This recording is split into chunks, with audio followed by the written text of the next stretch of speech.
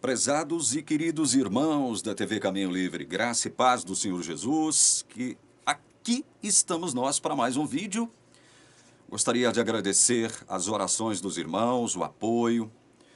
Eu gostaria de fazer menção a algumas pessoas aqui, não que as demais que eu não mencionarei não sejam importantes para mim.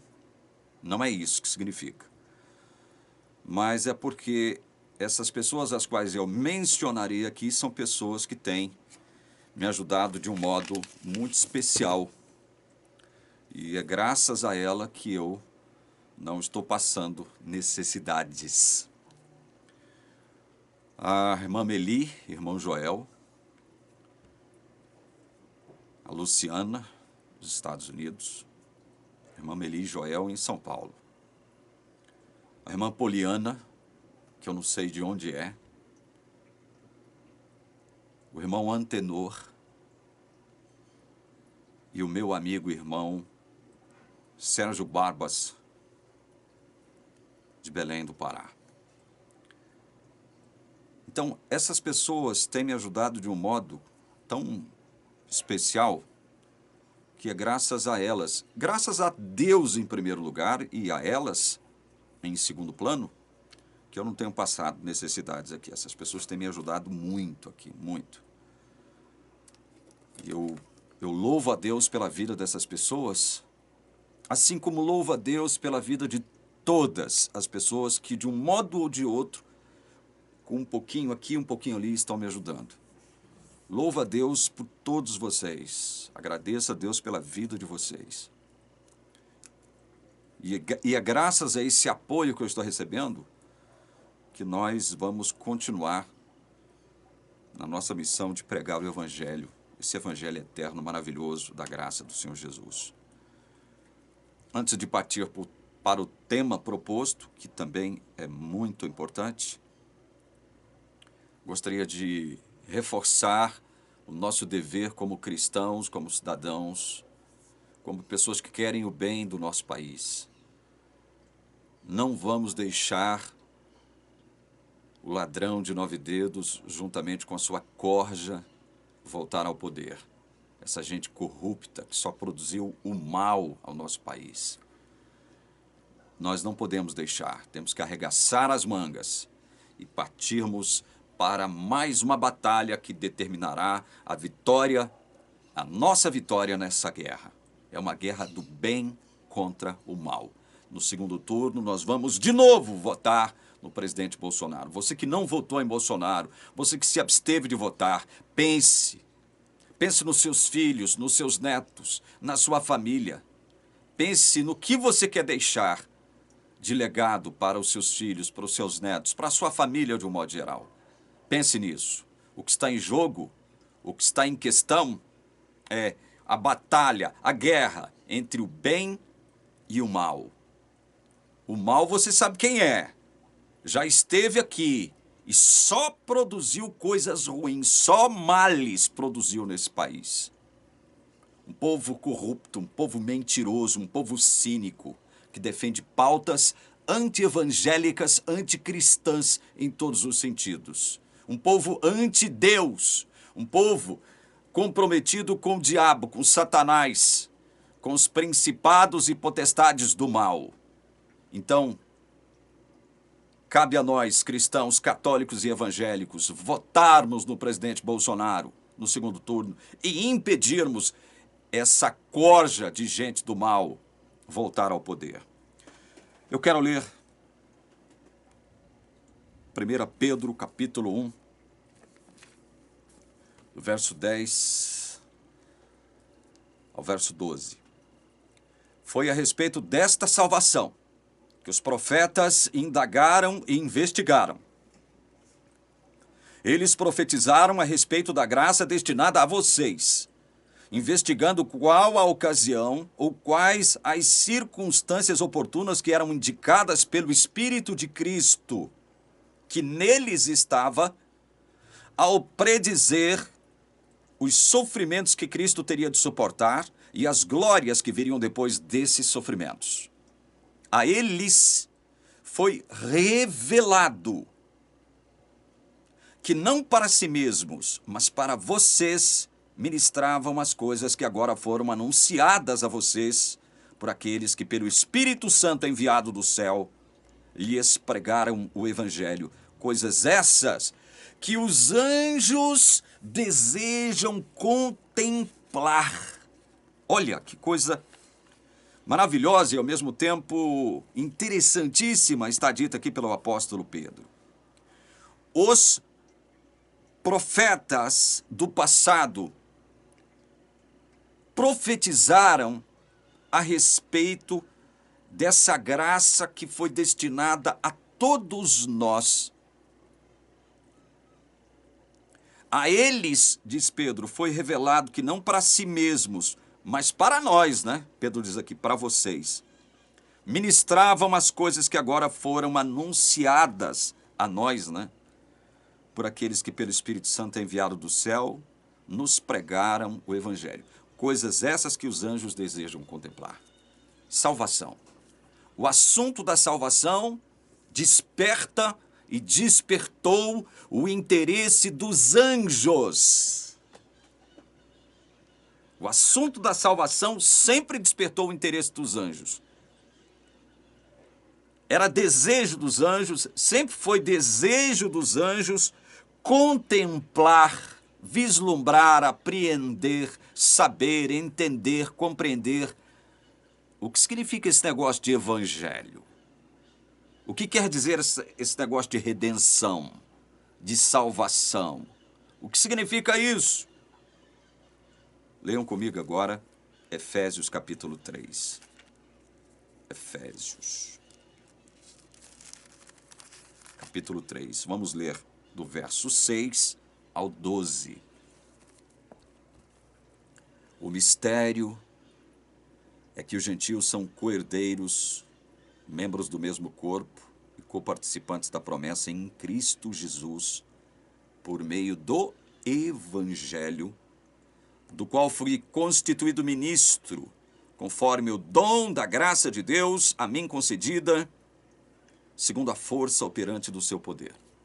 A mim, o menor de todos os santos, foi dada esta graça de pregar aos gentios o Evangelho das insondáveis riquezas de Cristo e manifestar a todos qual é a dispensação do mistério que durante tempos passados esteve oculto em Deus, que criou todas as coisas. E isso para que agora, pela igreja, a multiforme sabedoria de Deus se torne conhecida dos principados e das potestades nas regiões celestiais, segundo o eterno propósito que Deus estabeleceu em Cristo Jesus, nosso Senhor. Em Cristo, temos ousadia e acesso a Deus, com confiança, mediante a fé nele. Gente, esse texto é rico em informações. Nós precisamos manter o foco. O nosso foco reside aqui no verso 10, quando o apóstolo diz que esse mistério... Que mistério é esse? Aqui esse mistério que durante tempos passados esteve oculto em Deus. Que mistério é esse? O Evangelho, o mistério do Evangelho das insondáveis riquezas de Cristo. Isso esteve oculto em Deus.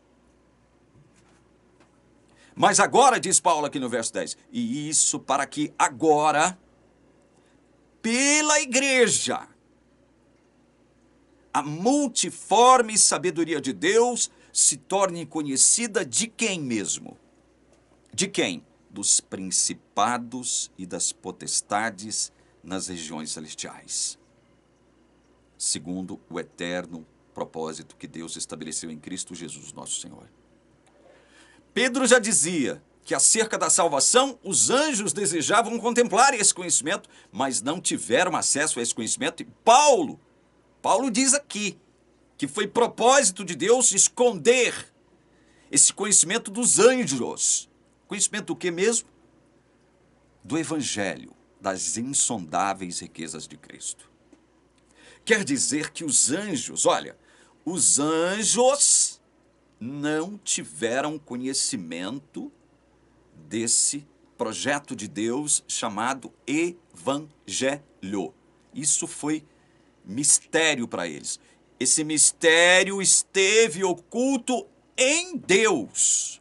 Deus não revelou o evangelho das insondáveis riquezas de Cristo para quem? Principados, potestades, anjos. Não, não revelou. Não revelou. Muito bem. Diante desse fato estabelecido, que fato? O fato de que o evangelho não foi revelado a anjos antes, mas que agora, pela igreja, através da multiforme sabedoria de Deus, ou seja, quem é que manifesta essa multiforme sabedoria de Deus e revela isso tanto a homens quanto a anjos agora? A igreja. Agora os anjos, todos eles têm conhecimento do que é o evangelho. Agora, pela igreja, os anjos e os homens têm acesso a esse conhecimento. Antes não tinham. Antes não tinham. E aí nós precisamos contestar. Dito isso, né? Nós precisamos contestar o que a senhora Ellen White disse aqui. Deixa eu abrir para vocês aqui. Isso é tema da lição da Escola Sabatina.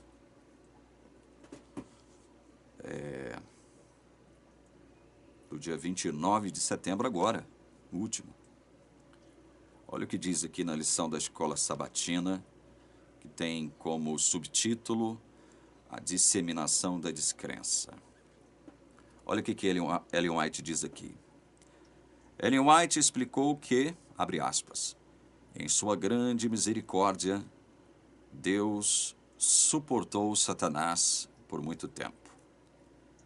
Ele não foi imediatamente expulso de sua posição elevada ao alimentar o espírito de descontentamento, nem mesmo quando começou a apresentar suas falsas alegações diante dos anjos fiéis. Permaneceu ainda por muito tempo no céu. Olha aqui. Isso aqui é que é terrível e espantoso. Várias vezes lhe foi oferecido o perdão, sob a condição de que se arrependesse e se submetesse. Grande Conflito, páginas 414, 415. Fecha aspas para Ellen White aqui, né? Como é que é? Que história é essa? Que história é essa de que Deus, por diversas vezes, ofereceu perdão ao anjo rebelde, que, segundo a tradição, antes do pecado, se chamava Lúcifer? Isso é só uma convenção da tradição teológica, tá? Cristã. Quer dizer que Deus ofereceu perdão a Satanás várias vezes, sob a condição de que ele se arrependesse e se submetesse. Eu queria saber o seguinte, meus queridos irmãos. Nós temos alguma evidência, ainda que mínima, ainda que pequena, ainda que minúscula, de que Deus ofereceu perdão várias vezes a Satanás? Na palavra dele, nós temos essa evidência, ainda que mínima, ainda que pequenininha. Nós temos essa evidência na palavra de Deus. Olha, perdão é um elemento central da mensagem do Evangelho. Não poderia haver perdão sem um projeto de Deus chamado Evangelho. Perdão é central, é fundamental ao projeto de Deus que ele denominou de Evangelho eterno. Perdão é uma coluna, a coluna central do projeto de Deus chamado Evangelho eterno. Agora escutem isso aqui. Êxodo 34. O Senhor. 34, verso 6, 7. O Senhor Deus compassivo e bondoso, tardio em irar-se e grande em misericórdia e fidelidade. 7. Que guarda a misericórdia em 1000 gerações. Escutem isso aqui. Que perdoa a maldade, a transgressão e o pecado, ainda que não inocente o culpado. E visita a iniquidade dos pais nos filhos e nos filhos dos filhos até a 3ª e 4ª geração. Deus é misericordioso, grande em misericórdia, tardio em irar-se, compassivo, bondoso. Perdoa a maldade, a transgressão e o pecado, ainda que não inocente o culpado. Gente, Satanás foi culpado. E junto com ele, uma 1/3 parte dos anjos foram arrastados e, consequentemente, considerados culpados também, juntamente com Satanás. Culpados de rebelião. Aquilo que causou isso, aquilo que produziu essa ação de Satanás se rebelar contra Deus é um mistério. Permanece mistério. A gente só pode elucubrar. A gente só pode pressupor. Mas é mistério. É um mistério. A gente não sabe o que foi exatamente que produziu essa rebeldia naquele anjo que fora criado como anjo perfeito, lindo, maravilhoso, a quem Deus delegou grande autoridade. Nós não sabemos o que foi que determinou a sua rebeldia. O que é certo, e que nós estamos cientes aqui pela palavra, é que o perdão é central ao Evangelho. E o Evangelho não foi revelado. O Evangelho não foi revelado a anjos, muito menos a Satanás e a sua 1/3 parte de anjos que com ele se rebelaram. Não lhes foi revelado o Evangelho. O conhecimento do Evangelho, segundo Paulo, segundo Pedro, não chegaram a eles. Logo, a oferta de perdão, essa suposta oferta de perdão mencionada por Ellen White a Satanás, não pode ser comprovada pela Bíblia.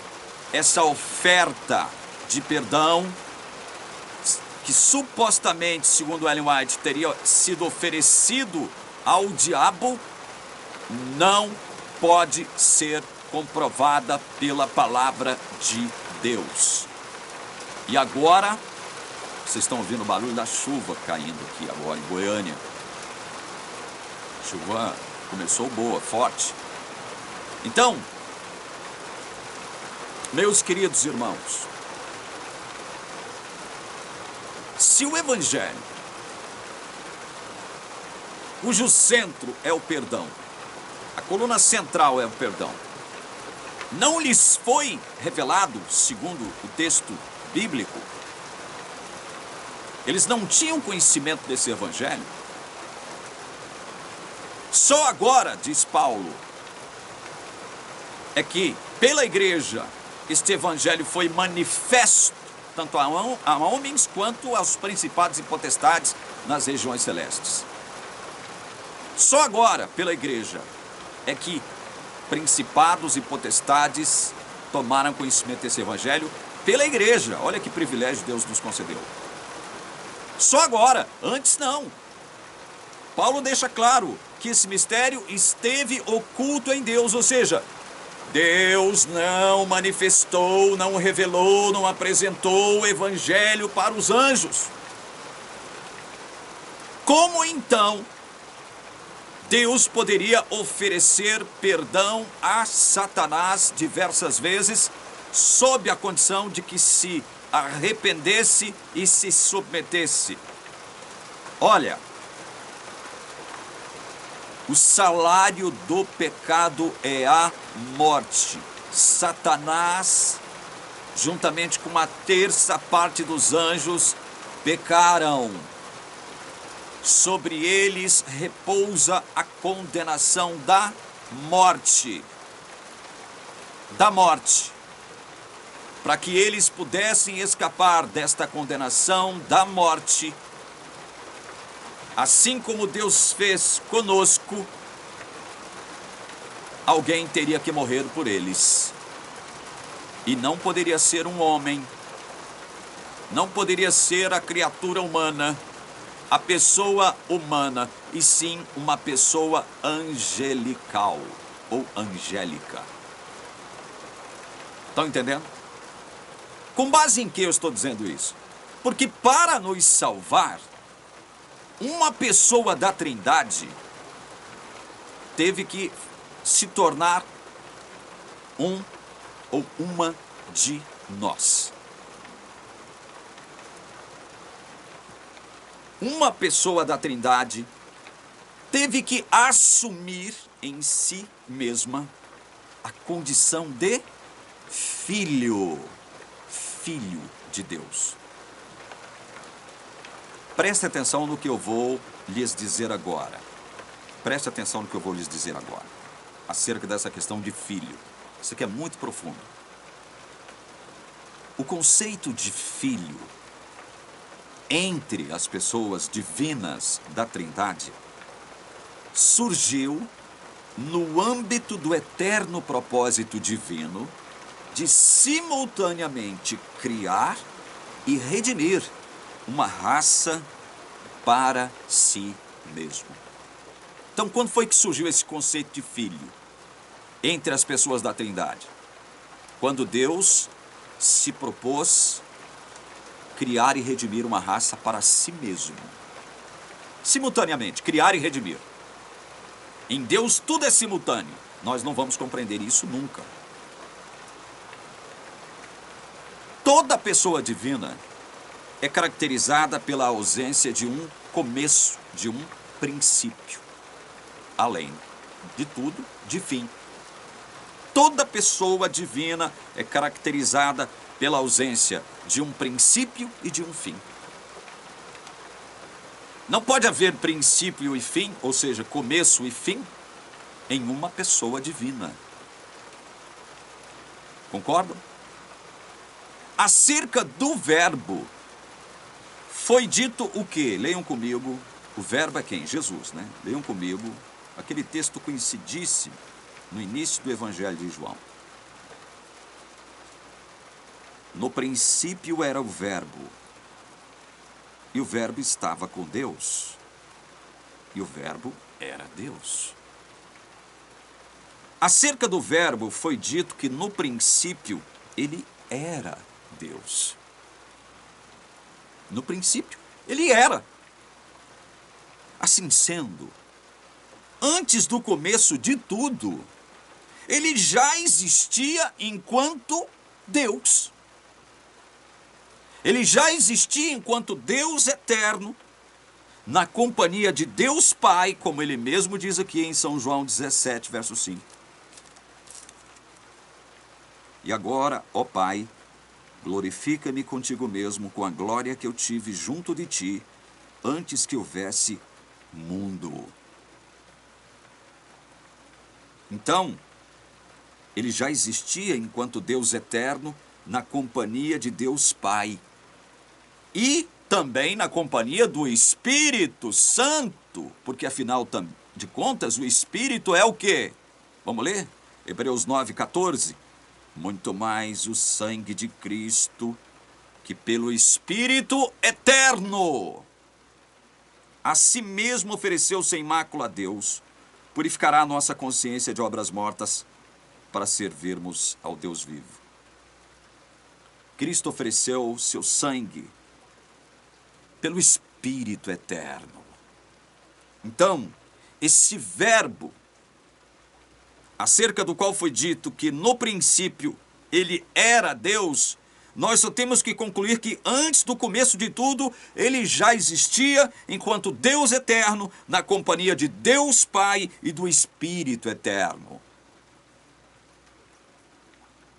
Aí eu cito uma frase de um teólogo católico chamado Santo Hilário de Poitiers. Ele disse, abre aspas, o verbo estava com Deus, referindo-se a João capítulo 1. O verbo estava com Deus e não em Deus, fecha aspas, para Santo Hilário. Olha que coisa interessante, o verbo estava com Deus e não em Deus. E no princípio ele já era Deus e estava com Deus. Mas olha, leiam comigo Hebreus, para que vocês possam entender por que eu estou falando sobre o conceito de filho. Como isso é importante. Leiam comigo Hebreus capítulo 1. Vamos ler do verso 1 em diante. Antigamente, Deus falou muitas vezes e de muitas maneiras aos pais pelos profetas. Mas nestes últimos dias, nos falou pelo Filho, a quem constituiu o herdeiro de todas as coisas, pelo qual também fez o universo. O Filho, que é o resplendor da glória de Deus e a expressão exata do seu ser, sustentando todas as coisas pela sua palavra poderosa, depois de ter feito a purificação dos pecados, assentou-se à direita da majestade nas alturas, tendo se tornado tão superior aos anjos, quanto herdou mais excelente nome do que eles. Então nós temos revelações maravilhosas aqui acerca do verbo que se tornou filho. E que agora, ainda que filho, é o resplendor da glória de Deus e a expressão exata do seu ser. Ele criou, ele, o Filho, criou todas as coisas. Ele, o Filho, criou o universo. Que revelação maravilhosa é essa? E ainda que filho, ele se tornou superior aos anjos, porque herdou mais excelente nome do que eles. Verso 5. Pois a qual dos anjos Deus em algum momento disse, você é meu filho, hoje eu gerei você? A qual dos anjos Deus disse isso aqui? Você é meu filho, hoje eu gerei você. A nenhum anjo foi dito isso aqui. Anjos são filhos de Deus? São. São. Mas nesse contexto único, singular, nesse contexto de criação e de redenção, Deus não disse para nenhum anjo, você é meu filho, hoje eu gerei você. No entanto, disse isso para o Verbo eterno. O Verbo eterno, o Deus Verbo eterno, que habitava com Deus, estava com Deus. Outra vez, eu lhe serei pai e ele me será filho. Quando foi que Deus disse isso a um anjo, singularmente? Por que está no singular aqui? Porque este filho, ele assumiria a imagem humana e depois assumiria a carnalidade humana, a carne humana. O Verbo se fez carne e habitou entre nós. Isso aqui é singular. O Verbo se fez carne e habitou entre nós. Antes do Verbo se fazer carne, já lhe havia sido designado a função de filho. Antes dele se tornar carne, Deus o gerou quanto filho. Deus o considerou como filho, ainda na eternidade. Por que mesmo? Porque simultaneamente, ao projetar, criar, Deus projetou redimir uma raça para si mesmo. O Evangelho eterno nasceu aí. Dessa mente insondável que é a mente de Deus. Mas para redimir uma raça que ele criaria, alguém da raça teria que vir e representar toda a raça, assumindo a culpa, a condenação e a morte eternas, como substituto dessa mesma raça. Por isso Cristo se tornou filho. Foi em razão disso que Cristo se tornou filho. Ele se torna como filho nosso substituto. Por que eu estou falando isso aqui para vocês? E enfatizando que a nenhum anjo foi dito o que foi dito ao Verbo eterno. Você é meu filho. Hoje eu gerei você. Eu lhe serei pai e ele me será filho. A nenhum anjo isso foi dito. Porque o filho seria o substituto de uma raça caída, que ao assumir sua culpa, condenação, pecados e morte eternas, produziria vida nesses a quem ele substituiria. Verso 6, e novamente ao introduzir o primogênito no mundo diz, olha, primogênito de quem? Primogênito de que raça? Humana!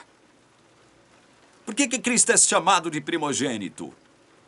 Porque na mente de Deus ele foi o primeiro humano. Na mente de Deus ele foi o primeiro humano.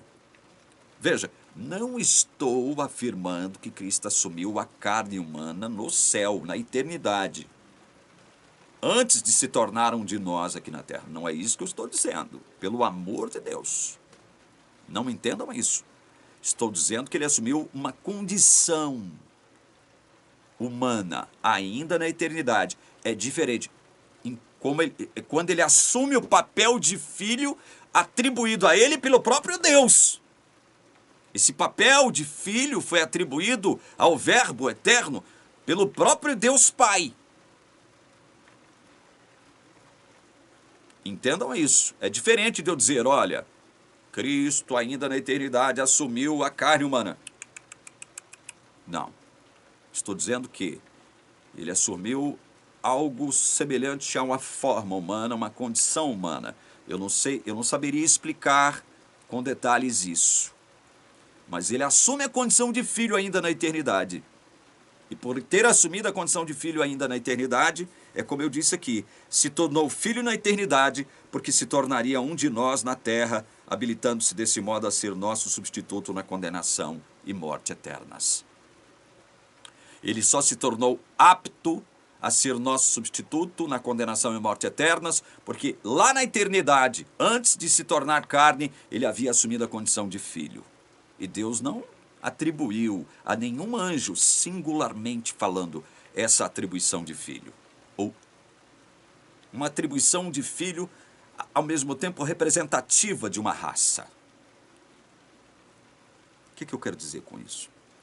Verso 6, e novamente ao introduzir o primogênito no mundo diz, e todos os anjos de Deus o adorem. 7, ainda quanto aos anjos diz, aquele que a seus anjos faz ventos e a seus ministros labareda de fogo. 8, mas a respeito do Filho diz, o teu trono, ó Deus, olha, o teu trono, ó Deus. O Que Deus? Filho. É para todo sempre.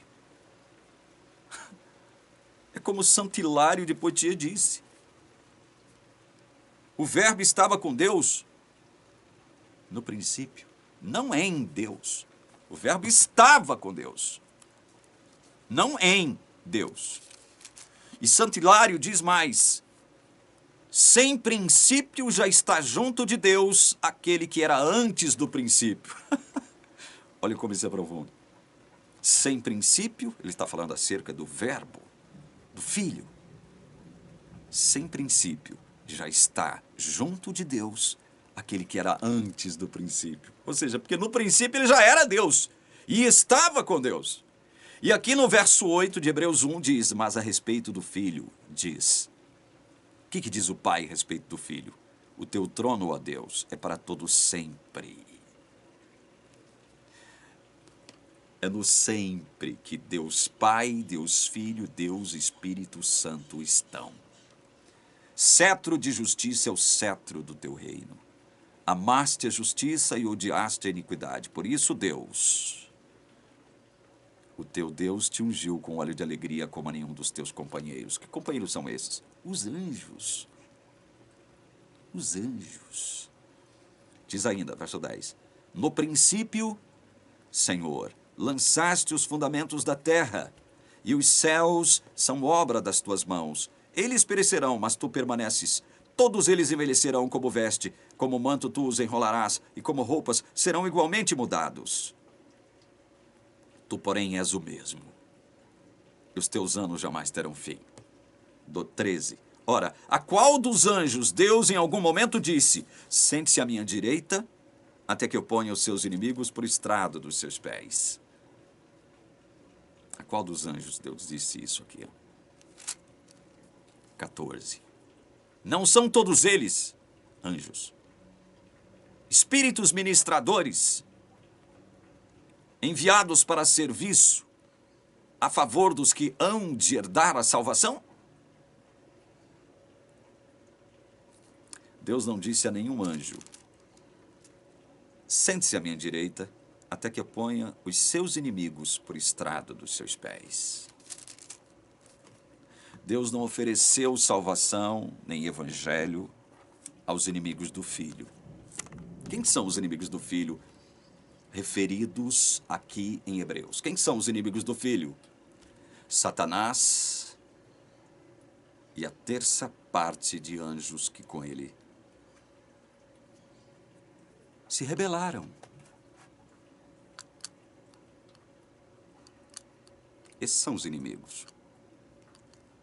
Continuam sendo inimigos de Cristo. Não lhes foi oferecido perdão algum porque eles não tiveram conhecimento do Evangelho. Se lhes fosse oferecido perdão, eles teriam recebido conhecimento do Evangelho, mas a palavra de Deus nos diz que Deus a nenhum anjo chamou de filho. E digo mais: se fosse oferecido o Evangelho, consequentemente perdão a Satanás, Deus teria que oferecer a mesma coisa à terça parte de anjos caídos. Não é verdade? E olha, para salvar essa terça parte de anjos caídos, uma pessoa divina teria que se tornar o quê? Já que uma pessoa divina, para salvar um povo da raça humana, teve que se tornar um deles, o que uma pessoa divina teria que se tornar? Hã? O que uma pessoa divina teria que se tornar para salvar os anjos? Anjo. Se uma pessoa divina, para salvar o homem, teve que se tornar homem, uma pessoa divina teria que se tornar anjo e morrer pelo anjo Satanás e pela terça parte de anjos rebeldes. Porque o salário do pecado é a morte. E Deus não inocenta o culpado. Deus não absolve o culpado. Olha, Ellen White nunca entendeu isso como, abre aspas, profetisa de Deus. Por isso ela disse essa bobagem, essa besteira, de que a Satanás foi oferecido várias vezes perdão sob condição de arrependimento e submissão. Como? Se o salário do pecado é a morte, Satanás pecou, a terça parte de anjos pecaram, teriam que morrer. Mas para Deus salvá-los, uma pessoa da Trindade teria que se tornar um anjo, representando a classe, a categoria, a raça angélica. Porque o salário do pecado é a morte. Entendam isso, meus queridos. Mas somente a Jesus Deus chamou de filho. Deus considerou filho. Esse conceito de filho é estranho às pessoas da Trindade. Por quê? Porque filho pressupõe geração, concepção. E todas as pessoas da Trindade, Deus Pai, o Verbo, o Espírito, são eternos. Eles são caracterizados, ou elas, as pessoas da divindade, são caracterizadas pela ausência de começo e de fim. Vocês estão entendendo o que eu estou falando? O que eu estou falando é algo profundo, mas é bíblico. Não tem começo nem fim. Estão entendendo? Agora, eu vou para o checkmate. Por quê que não foi oferecido perdão a Lúcifer, muito menos a terça parte de anjos que com ele se rebelaram? Nós já mostramos aqui, não lhes foi oferecido evangelho. O conhecimento do evangelho não chegou a eles. Eles desejaram contemplar isso. Mas o que significa esse negócio? De evangelho, de redenção, de salvação? Mas nunca entenderam, porque esse conhecimento de evangelho ficou oculto em Deus, diz a palavra. Mas agora, pela igreja, a multiforme sabedoria de Deus se manifestou. Inclusive, para principados e potestades. Agora eles têm conhecimento do que é evangelho. E por isso eles estão irados. Contra quem? Eles estão irados. Eles quem? Principados e potestades do mal. Estão irados contra a mulher. E irão agora, no fim dos tempos, fazer guerra aos seus descendentes, aos remanescentes da mulher. É guerra. Eles não estão tentando converter nenhum de nós. Não caiam nessa bobeira dita pela teologia adventista e pela sua falsa profetisa, de que o diabo está tentando o quê? Nos converter a ele? Desviar-nos do seu caminho? É lógico que ele tem essa intenção. É lógico que ele tem essa intenção, mas como ele sabe, porque agora ele tem conhecimento do evangelho eterno, ele sabe que será impossível nos enganar, ele sabe disso. Então o que ele declarou sobre nós? Guerra. Ele quer nos destruir. Por isso ele vai matar muitos agora no fim dos dias. Muitos serão martirizados, porque o diabo sabe que não pode nos enganar. Não pode nos enganar. Estamos imunes aos enganos do diabo. Nós quem? Os verdadeiros filhos de Deus. E aí eles estão onde? Só dentro da igreja adventista? Não. Estão espalhados hoje pelo mundo. Pelos 4 cantos da terra. Os escolhidos de Deus, os eleitos de Deus, estão espalhados pelos 4 cantos da terra. E quando Jesus voltar, ele enviará os seus anjos para recolher os seus escolhidos dos 4 cantos da terra.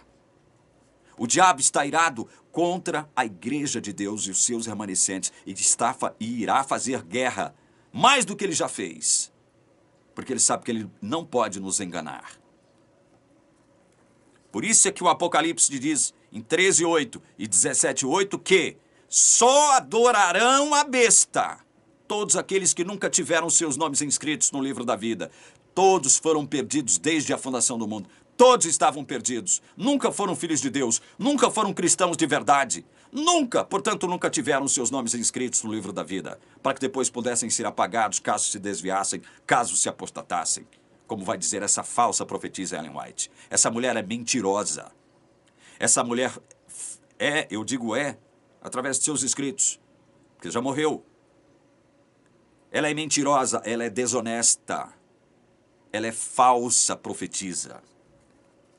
Vamos à palavra. Por que que Deus não ofereceu perdão, nem a Lúcifer, nem a terça parte dos anjos? 2 Pedro, capítulo 2, verso 4. Pois Deus não poupou anjos quando pecaram. Espera lá, deixa eu ver se eu estou entendendo. Deus não poupou anjos quando pecaram? Quando foi que eles pecaram? No céu. Antes de Deus criar todas as coisas. E a Bíblia está falando, Deus não poupou anjos quando pecaram, mas, lançando-os no inferno, prendeu-os com correntes de escuridão, reservando-os para o juízo. Isso aqui é uma metáfora. Lançando-os no inferno, prendeu-os com correntes de escuridão. É uma metáfora. Isso aqui não tem nada de literalidade. Nada de realidade. Não há realidade nisso aqui. Isso aqui é metáfora. Reservando-os para o juízo. Deus ofereceu perdão para Lúcifer várias vezes. É isso que a palavra está dizendo? Ou deixando entender, ou subentender? Essas ofertas de perdão a Lúcifer estão implícitas aqui? Nesse texto que vocês acabaram de ler? Poderiam estar implícitas essas tais ofertas de perdão que Deus supostamente teria oferecido a Lúcifer, a Satanás? O que diz a palavra? O que diz a palavra contra Ellen White, contra a teologia adventista? E eu não falo isso com uma alegria, com regozijo em mim, porque eu tenho muitos irmãos dentro da igreja adventista a quem eu amo. Eu queria muito, desejava muito que esses irmãos maravilhosos que estão dentro da igreja adventista reconhecessem isso. Reconhecessem a força da palavra e parassem de falar que eu faço aqui o que eu bem entendo. É como se a palavra não estivesse dizendo o que eu estou afirmando para vocês. Segundo Pedro, Deus reservou todos os anjos para o juízo. A partir de quando? A partir do seu pecado no céu, estão reservados para juízo. Não houve oferta de perdão. É mentira o que Ellen White disse no Grande Conflito. Mentira! Mais uma dessa falsa profetisa mentirosa, desonesta. Mentira! Por último, eu quero ler 2 textos só. Judas e depois Hebreus. Judas 6. Judas 6. E há anjos, os que não guardaram o seu estado original, mas abandonaram o seu próprio lugar, ele tem guardado sob trevas, em algemas eternas, para o juízo do grande dia. Mais uma vez, agora Judas metaforiza a condição em que estão os anjos caídos, guardados sob trevas em algemas eternas, para o juízo do grande dia.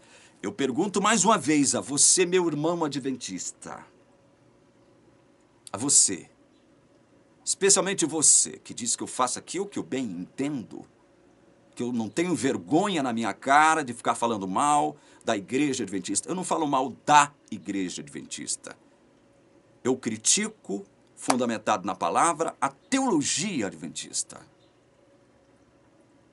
Me insurjo contra os imbeciloides que se recusam a enxergar a força da palavra de Deus. E aí, o que você me diz? De acordo com esses 2 textos aqui, com esses 2 textos, que disseram, que afirmaram que os anjos estão reservados, os anjos caídos estão reservados para o juízo. Desde quando? Desde quando pecaram. Eu leio Hebreus 2,16 e eu me lembrei de um outro texto que eu quero ler também, aí eu encerro o vídeo. Hebreus 2,16. Pois ele, evidentemente, não socorre anjos, mas socorre a descendência de Abraão. Deus não socorre anjos. E segundo Paulo, em 1 Coríntios capítulo 6, verso 3, por acaso vocês não sabem que havemos de julgar os próprios anjos? Nós vamos julgar os próprios anjos. Deus nos dará o privilégio de participar desse juízo, para o qual esses anjos caídos estão reservados desde quando pecaram. Portanto, Ellen White mentiu mais uma vez para vocês. Mentiu mais uma vez para vocês. Vocês vão ficar com quem? Com a mentirosa Ellen White ou com a palavra de Deus? A escolha é de vocês. Vocês não dizem que podem escolher e decidir? Eu acredito. Não segundo o livre-arbítrio, mas segundo a livre agência. Então escolham. Escolham a quem vocês vão, em quem vocês vão crer. Em Ellen White ou na palavra de Deus que diz o contrário. Aliás, Ellen White diz o contrário do que diz a palavra de Deus. Em quem vocês crerão? Escolham, meus irmãos adventistas, mas escolham certo. Façam a escolha certa, em nome de Jesus. Amém.